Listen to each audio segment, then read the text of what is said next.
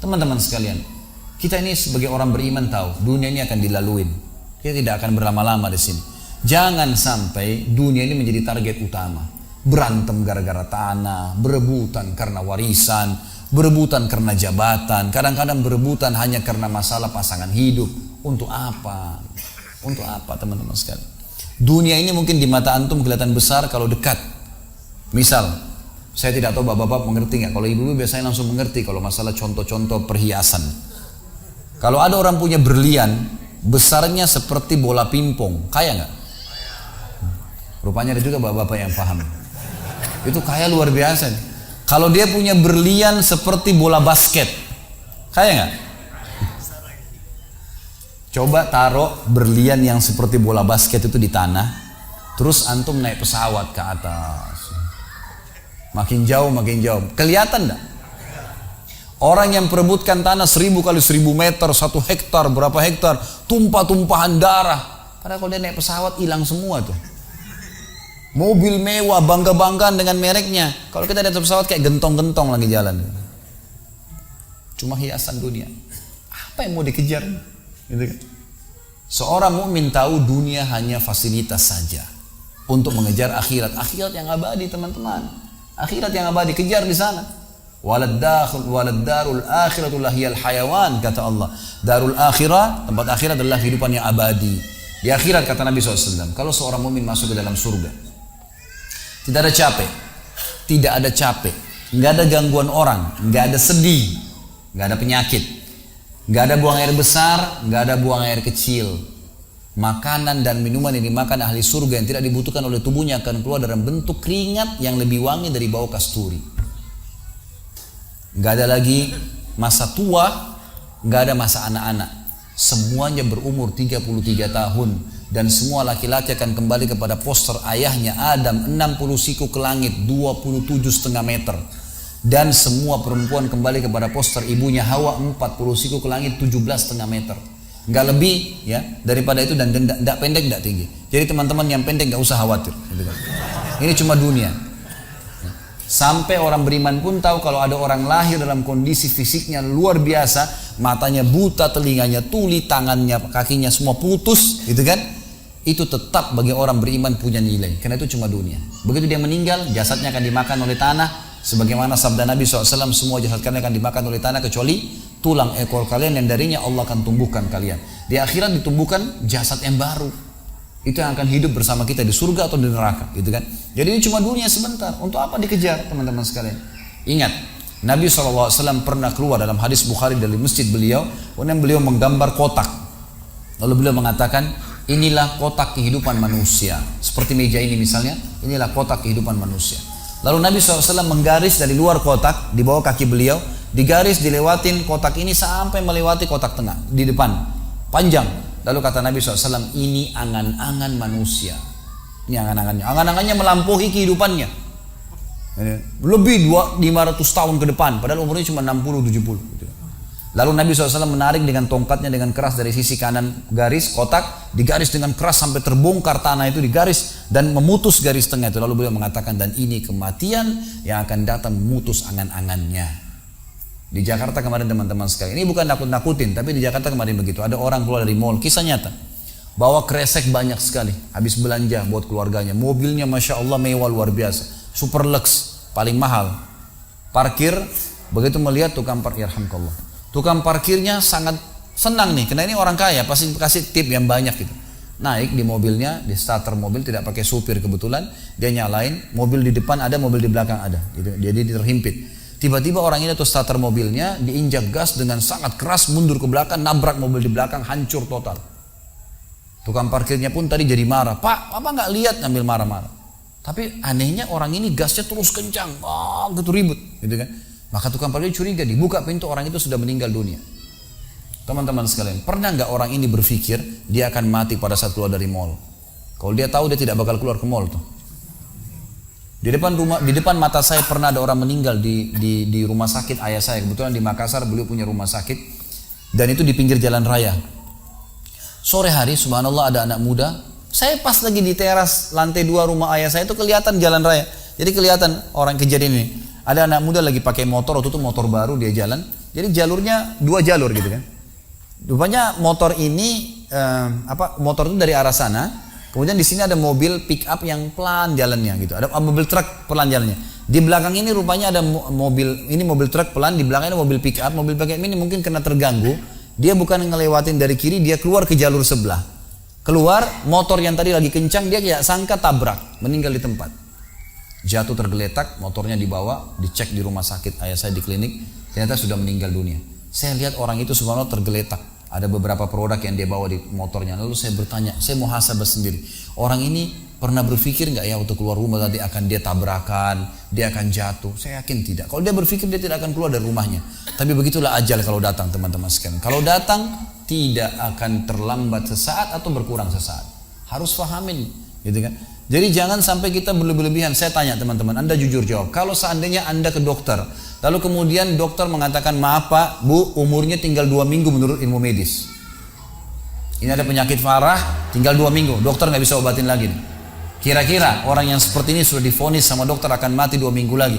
Nggak ada lagi, sudah kankernya, sudah tumor, segala macam di tubuhnya, sudah segala macam penyakit. Nggak bisa lagi hidup orang ini. Kemudian ada orang datang, temannya bilang, itu si Fulan, ceritain kamu. Kira-kira dia masih mau ribut berkelahi? Itu orang tuh mau mengambil hakmu, masih mau mengebut lagi? Sudah semua? Enggak, sudah, enggak mau tahu. Ini 2 minggu lagi mati. Semestinya teman-teman enggak usah tunggu vonis dokternya. Siapa yang bisa jamin sekarang di masjid ini teman-teman ada dari tembok ini tiba-tiba malaikat maut, saya lihat antum tidak lihat, orang roh saya tinggal dikenang, Khalid Basalamah pernah ceramah, selesai. Dan Anda juga bisa begitu setiap saat. Bagaimana orang bisa tenang nih dalam kemaksiatan kepada Allah sementara setiap saat malaikat maut bisa datang jemput dia dan ada hisab semuanya. Ini bahaya sekali. Baik, saya pernah mengadakan pelatihan teman-teman sekalian di masjid yang besar. Masya Allah mungkin seperti ini malah lebih besar.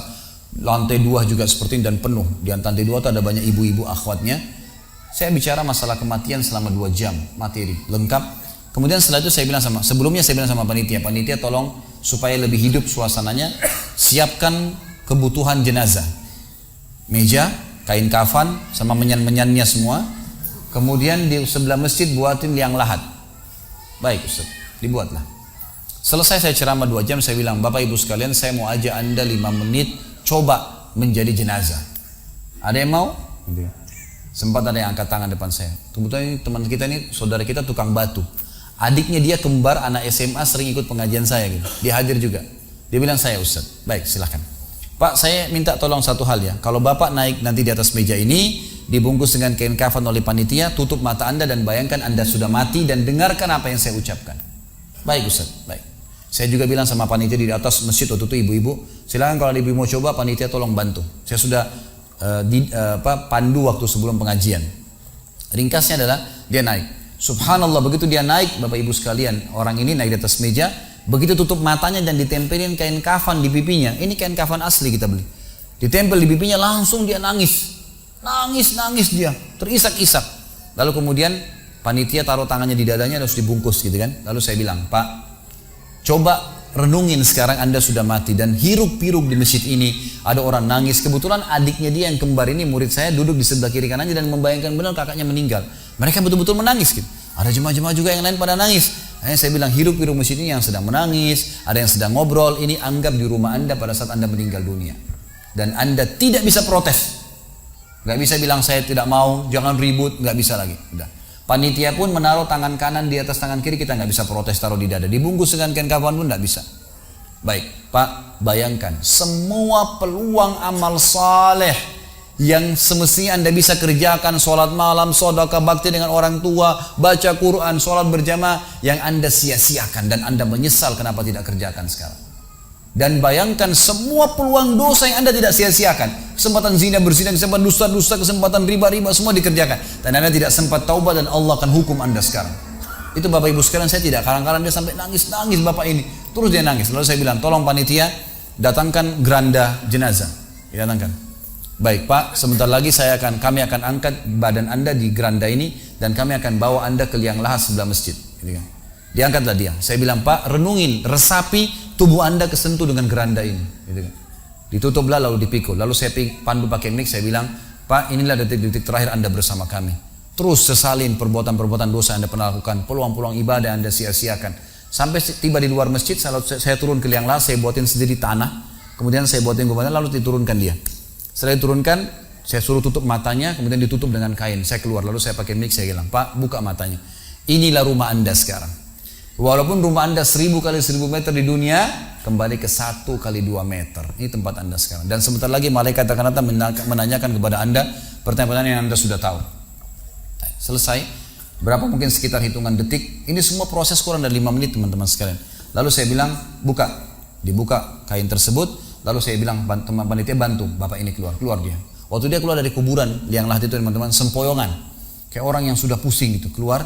Kemudian saya bawa ke masjid. Saya pegang tangannya masuk ke masjid. Duduk. Lalu saya kasih mic. Pak, tolong ceritakan pengalamannya kepada jemaah jadi jenazah 5 menit. Itu dia pegang mic, gemetaran. Ustaz, saya tobat, saya durhaka sama orang tua, saya nggak sholat, saya begini. Ini dia lupain, ada ribuan jemaah depannya nih. Dia nangis-nangis, sebutin semua kesalahannya. Semua pada banyak ikut nangis. Dia kayak orang ketakutan betul, gitu kan? Baik, selesai. Saya panggil siapa lagi yang mau coba? 2, 3, 4 orang. Rata-rata semua begitu keadaannya, gitu kan? Alhamdulillah mereka sadar seketika pada saat itu. Lalu kemudian saya bilang penutupan. Ada bahkan ibu-ibu yang coba di atas pingsan, ibu itu. Kita bukan nakut-nakutin, tapi memang saya praktekin. Lalu saya bilang begini, Bapak Ibu sekalian, sebagai penutup acara saya bilang pada saat itu, bahwasanya ini hanya praktek jadi jenazah. Tapi ini ya akan datang satu waktu Anda dibungkus kain kafan tidak bisa kembali lagi. Sekarang masih bisa kembali beramal soleh. Dan ini pernah diperingatkan oleh Hasan Basri rahimahullah. Beliau pernah ngantar jenazah diikuti oleh seseorang. Lalu Hasan Basri tanya, wahai fulan, kalau seandainya jenazah ini tiba-tiba hidup sekarang, apa yang dia kerjakan? Kata orang ini, tentu dia akan sholat, dia akan puasa, dia akan ngaji, dia akan kerjakan ibadah-ibadah. Kata Hasan Basri, kenapa? Dia bilang karena dia sudah mati, dia tahu nilainya ibadah itu. Kata Hasan Basri, yang kau ucapkan benar, tapi yang di depan matamu ini tidak bisa hidup lagi. Kamu sekarang masih hidup, kerjakan seperti dia kalau dia hidup. Jangan tunggu itu, gitu kan? Ingat teman-teman, pujian teman, ancaman teman, atau orang sekitar kita, hanya sepanjang lidahnya. Kamu hebat ya, kamu kaya ya, kamu gagah ya, kamu cantik ya, sepanjang lidahnya demi Allah. Mau apa itu? Apa yang mau direbut? Orang-orang setengah mati sholat malam sejam 2 jam, besok ceritain ke orang hanya butuh pujian sepanjang lidah dia. Untuk apa? Teman-teman yang suka riak nih, saya ajarin caranya gampang. Ada caranya gampang. Kalau Anda besok pagi mau cerita kepada teman-teman Anda di kantor atau tempat, saya sholat tadi malam, sholat malam, gak usah tunggu besok pagi setengah mati, ngantuk-ngantuk nanti malam bangun. Jam 2 malam sebentar, datangin rumah teman yang jadi target, ketok pintunya, nih saya mau sholat, lihat ya. Selesai, gitu kan. Untuk apa nunggu besok setengah mati, gitu kan. Gak ada gunanya riak, pujian orang sepanjang lidahnya, jangan, gitu kan. Gak ada gunanya. Jadi teman-teman sekalian, sadarilah mati akan datang dan jadilah seperti Bilal radhiyallahu anhu, sahabat Nabi yang mulia. Waktu ditanya, ma ra'yuka bil maut, apa pendapat Anda dengan kematian? Kata beliau, marhaban bil maut, selamat datang kematian. Apa yang saya mau takutin? Apa yang dia mau takutin kalau selama hidupnya dari bangun tidur sampai tidur semua ketaatan? Pastilah terbalik, orang rindu, gitu kan? Orang mukmin itu rindu. Waktu terjadi perang Yarmuk tahun 14 Hijriah, waktu itu dipimpin oleh Khalid bin Walid dengan di situ di dalam pasukan ada Sa'id bin Zaid. Sa'id bin Zaid salah satu yang dijamin masuk surga. Teman-teman bisa nonton serialnya di website di www.khalidbasalama.com, ada serial sahabat. Saya ceritakan di situ ceritanya. Jadi kata Sa'id bin Zaid, waktu kami berhadapan dengan pasukan Bizantium, Romawi, Nasrani ini, mereka jumlahnya 120.000 orang, dipimpin oleh pendeta-pendeta dengan salib-salib yang besar dari emas. Lalu mereka memukul pedang-pedang mereka di perisai mereka sambil melantunkan yel-yel mereka sehingga membuat kami pun sempat nyali kami ciut, gitu kata Sa'id bin Zaid. Lalu subhanallah, datanglah Abu Ubaidah bin Jarrah, pimpinan perang yang lain, mengatakan, ya muslimin beginilah, begitulah, semangatlah, pahala jihad disampaikan. Lalu tiba-tiba ada satu orang yang membakar semangat kami. Satu orang, dia datang mengatakan, wahai Abu Ubaidah, pimpinannya, wahai Abu Ubaidah, saya sekarang sudah tidak sabar, mau mati syahid, saya mau masuk sekarang ke sana. Gitu kan? Ada pesanmu untuk Rasulullah SAW? Ada pesan tidak untuk Nabi? Saya sudah tahu saya akan mati nih. Kata Abu Ubaidah, sampaikan salam kami dan kami memperjuangkan agamanya. Orang itu pun masuk ke musuh sendirian, menembus musuh tersebut sampai mati syahid. Kata Sa'id bin Zaid, Suatu saya lihat semangatnya orang tersebut dan tahu yakin dengan janji Allah benar, maka saya loncat dari kuda saya lalu saya tunduk, kemudian saya membaca Allahu Akbar lalu saya menyerang musuh. Semenjak itu rasa takut saya hilang dan akhirnya kami memenangkan peperangan. Jadi memang teman-teman sekalian, mati itu akan dilaluin. Dan memang mati sebuah pintu, kita harus laluin. Tanpa mati tidak bisa. Tapi orang beriman tahu, mati itu justru kebahagiaan buat dia. Karena semua yang bertahun-tahun dia kerjakan, dia akan panen di sana. Semua kehidupan abadi ada di sana, maka dia rindu dengan mati. Tidak perlu takut, gitu kan? Toh akan datang. Jadi harusnya difahami masalah-masalah seperti ini.